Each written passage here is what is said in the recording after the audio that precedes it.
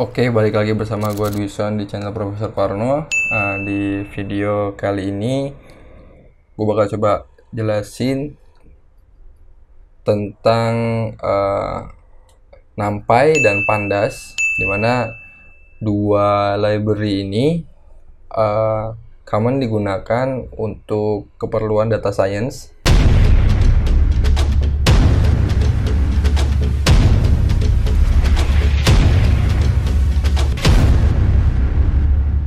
Jadi kalau si NumPy ini sendiri, dia itu seperti library untuk memanipulasi array. Dan untuk si Pandas ini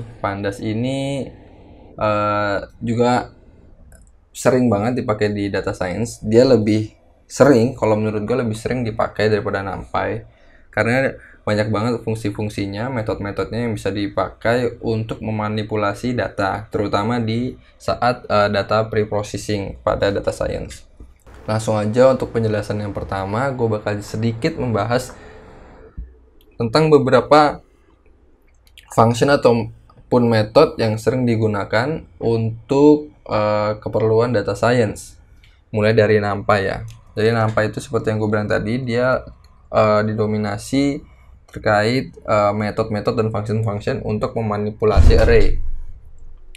Kita mulai dari NumPy, kita import dulu NumPy as NP. Ini biasa banget, standar banget, import NumPy as NP, biar nanti NumPy ini kita panggil sebagai NP.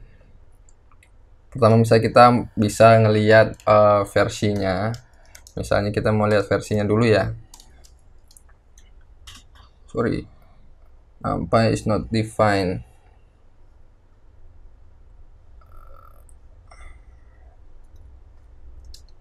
Nah, jadi kita bisa lihat versinya, versi yang ada di tempat gue ini 1.18.1.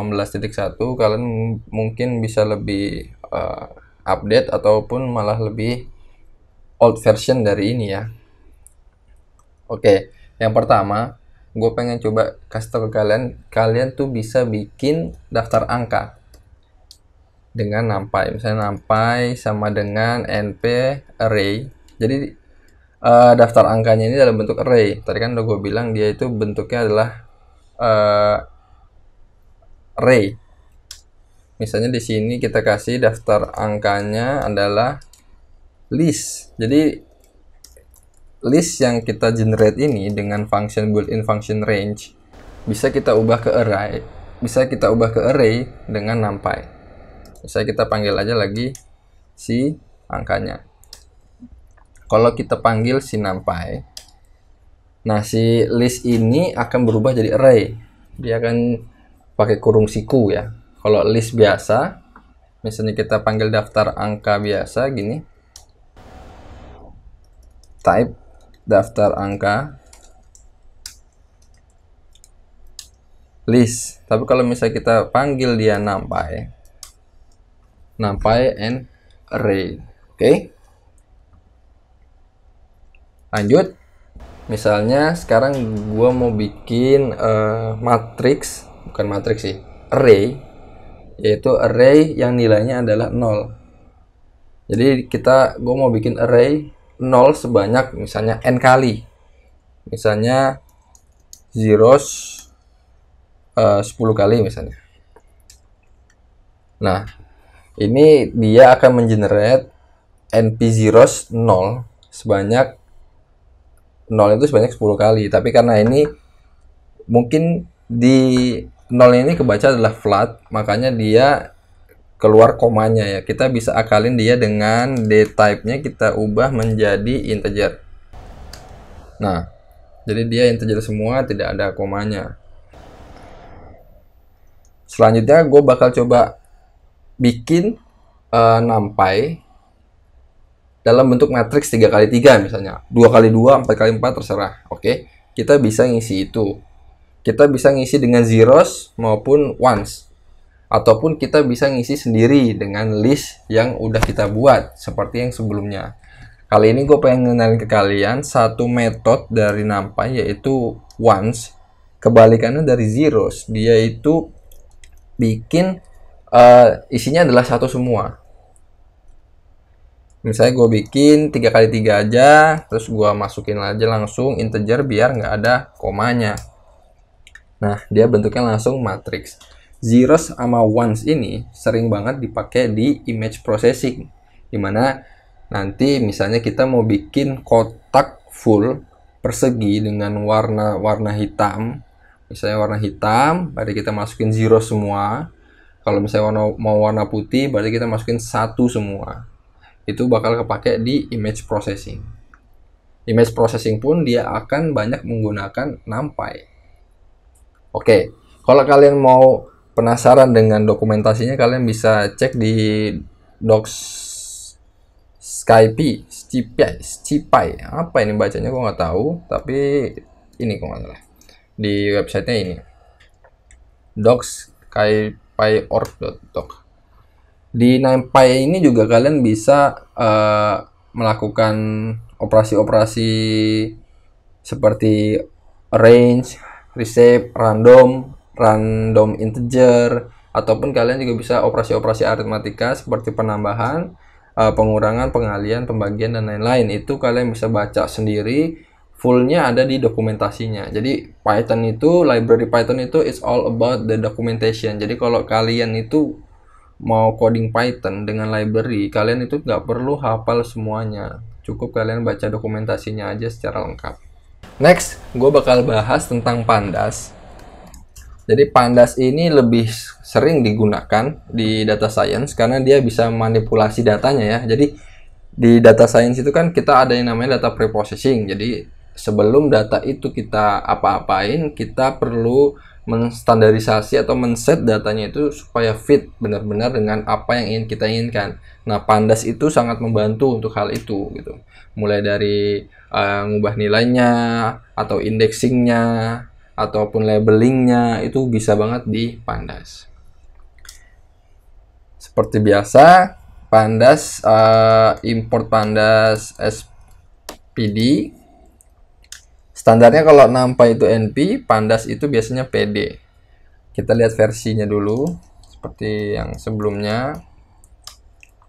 Versinya ada di 0.25.3. Nah ini bisa berbeda-beda ya di antara kita ya. Pandas ini saktinya bukan main. Kalau kalian udah dateng atau kalian udah mulai work with data, pandas ini nggak mungkin nggak kalian pakai. Ya, nggak gitu juga sih, tapi hampir lebih dari 50% orang memakai pandas. Contoh yang pertama yang paling gua rasa powerful adalah Pandas Series, dimana Pandas Series dan Panda Data Frame. Jadi Pandas Series tuh kita bisa bikin sebuah data dari list, dari array. Itu misalnya kita mau bikin ada indeksnya bisa di situ. Nah, kalau data frame itu mulai ke Pandas series yang ada banyak gitu loh. Series-series yang ada banyak itu disebutnya data frame. Biasanya data dalam bentuk kompleks itu udah di pandas, biasanya kita sebut dengan data frame. Pertama misalnya gue mau bikin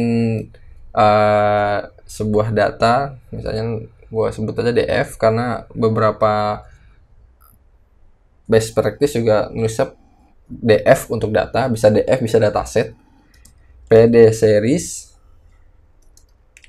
misalnya gue mau bikin listnya dari yang tadi ya, dari daftar angka itu, misalnya daftar angka, kita lihat bisa nggak. Nah, jadi kita membuat sesuai dengan yang atas tadi, daftar angka 0 sampai 4 itu dengan formatnya kolom ya, kolomnya lurus, kolom lurus ke bawah. Dengan indexingnya kalau kita kosongin itu dia langsung urut dari indexing ke 0 sampai ke n. Oke. Kalian juga bisa misalnya kalian mau lihat df values-nya aja. Nah, df values-nya aja kalian akan dapat array dari isinya. Nah, kalau kalian mau indeksnya, kalian bisa pakai df index. Oke. Startnya dari 0, stop 5, stepnya 1, kayak range ya, kayak function range. Next, misalnya gue mau bikin indeksnya adalah custom. Misalnya gua mau bikin df pd.series, ya, listnya misalnya kita listnya bikin sendiri, misalnya 1 2 3 4 5. Habis itu gue mau masukin indeksnya adalah sesuai dengan keinginan gua. Indeksnya ini haruslah list juga, biar dia sesuai dengan jumlah datanya. Kita harus masukin jumlahnya sesuai dengan jumlah datanya juga. Misalnya di sini gue mau bikin A sampai E, D, habis itu E. Nah di sini mestinya kita dapat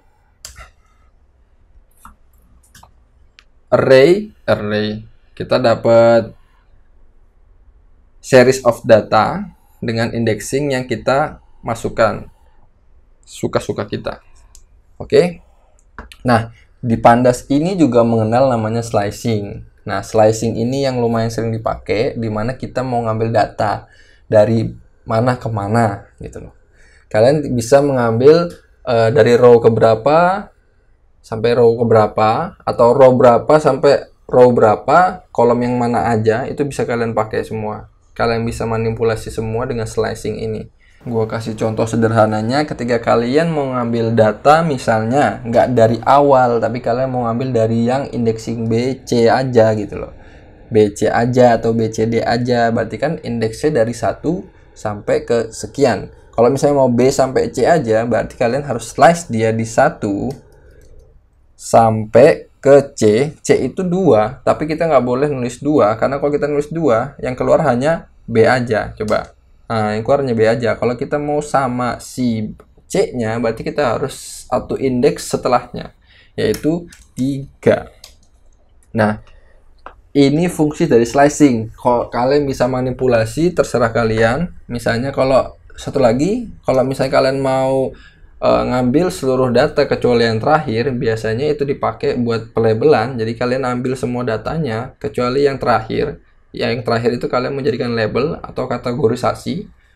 Pada misalnya kalian sudah bekerja di di pekerjaan-pekerjaan tentang machine learning, kalian bisa pakai -1. Jadi dia akan mengambil seluruh datanya. Sorry, ini harusnya dari 0 ya kalau mau semuanya. Seluruh datanya kecuali yang terakhir. Jadi yang terakhir nanti akan dijadikan label. Nah, ini common yang sering digunakan slicingnya seperti ini. Kalian bisa manipulasi. Misalnya kalian mau ngambil yang nggak di tengah, yang nggak diambil tengah-tengahnya juga bisa. Kalian tinggal main logika aja di pemrogramannya. Yang selanjutnya gue mau ngasih tahu ke kalian adalah sedikit lebih kompleks, dimana kita bermain dictionary pada Pandas. Misalnya kalian bikin sebuah populasi. Nah, kalian bisa masukin dictionary di dalamnya. Dictionary itu kan kuncinya ada di key sama value. Key-nya apa, value-nya apa. Key-nya itu langsung dijadikan indeks sama si Pandas. Misalnya California. Misalnya penduduknya adalah ada 5. Oke. Terus habis itu Bekasi. Misalnya ada 200, ternyata Bekasi lebih ramai dari California. Misalnya ada lagi Cibaduyut. Aduh, sorry. Yang Cibaduyut lah Bandung gitu. Bandung misalnya ada 15 doang. Nah, ini kalian sudah dapat si dictionary-nya. Kalian udah dapat dictionary-nya. Sorry. Kalian udah masukin dictionary-nya di variabel dictionary populasi. Nah, di Pandas ini kalian bisa panggil itu, jadikan seri. Misalnya kalian PD series dari si dictionary itu. Misalnya ini adalah dic populasi. Kita coba populasi. Nah, jadi si 5, 200, dan 15 itu adalah value-nya ya, ingat ya.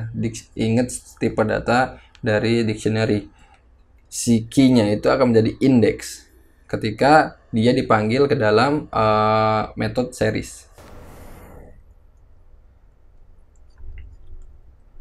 Oke, selanjutnya gue bakal coba beranjak ke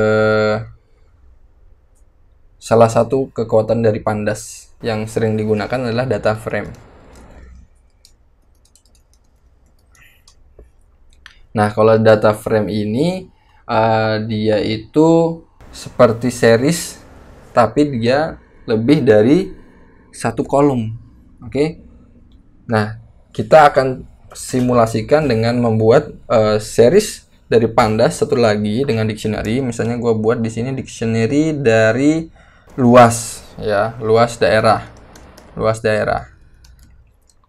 Saya buat dictionary seperti biasa. Ingat, ini harus disamakan indeksnya. Kalau enggak dia akan bingung. Oke, dengan biar enggak ini gua copy paste. Nah, di luasnya ini misal luasnya adalah 1000 California, Bekasi misalnya luasnya adalah 3000 ya, karena dia lebih banyak penduduknya daripada California. Di Bandung misalnya sekitar cuman 800. Ketika ini udah dibuat, oke, dictionary-nya kita sudah punya, kita panggil lagi kayak tadi. Misalnya kita bikin ini adalah luas daerah. Kita panggil ini series dulu, karena kita akan menggabungkan dua series ini menjadi satu data frame. Yang pertama dictionary luas daerah kita panggil seperti biasa. Ketika sudah, kita coba panggil dia ini. Dia sudah menunjuk series lagi ya. Kalau misalnya kalian mau iseng, cek aja type-nya apa. Karena si Pandas NumPy ini punya tipe data sendiri. Pandas core series. Oke. Selanjutnya si series dari Pandas ini coba kita jadikan suatu data frame. Oke. Misalnya gue mau bikin dia masuk ke variabel misalnya kota. Kota ini akan gua gabung data frame dari sebuah dictionary. Ingat ya. Jadi kita kalau mau buat si data frame itu dalamnya menggabungkan dua series itu dengan data frame dengan dictionary. Di dalamnya ada dictionary di mana si key-nya itu adalah nama kolomnya atau label kolomnya. Misalnya kolom yang pertama yang di atas adalah populasi, jadi kita harus pasang dia populasi, di mana nilainya adalah si populasi, si ini ya. Nah, si ini. Oke, jadi nanti isinya ada 5215. Next, kita bakal isi dia dengan series selanjutnya, yaitu adalah luas daerah ya. Gua mau namanya adalah luas dengan isinya adalah luas daerah. Oke, kita run, kita panggil dia akan menjadi sebuah data frame. Nah, dari data frame ini yang biasanya akan dimanipulasi, dipreprocessing, dimanipulasi, dilakukan pemodel machine learning dan lain-lain, atau model-model statistik yang lain, sehingga nanti datanya itu lebih enak dilihat, lebih mudah dimanipulasi, lebih mudah dilihat, dan nanti akan ada teknik sendiri untuk melakukan visualisasi terhadap datanya. Cukup sekian mungkin untuk terkait dengan Pandas dan NumPy. Sisanya nanti akan gua kasih perlahan tentang data science juga. Ini dasarnya dulu, nanti kita akan nanti bakal dibahas tentang bagaimana membaca CSV, bagaimana membaca TXT, dan bagaimana merubahnya ke dalam data frame, bagaimana cara lakukan slicing di datanya, bagaimana sampai nanti kita masuk ke data science tingkat advance, mulai dari machine learning maupun nanti akan dijelaskan lebih dalam tentang deep learning. Mungkin itu aja dari gua. Jangan lupa jika bermanfaat tolong klik like dan share ke teman-teman kalian. Jangan lupa untuk subscribe channel Profesor Parno, dan jangan lupa untuk tekan loncengnya juga supaya kalian mendapatkan informasi tentang update-update terbaru dari video-video di channel Profesor Parno. Thank you for watching and see you in the next video.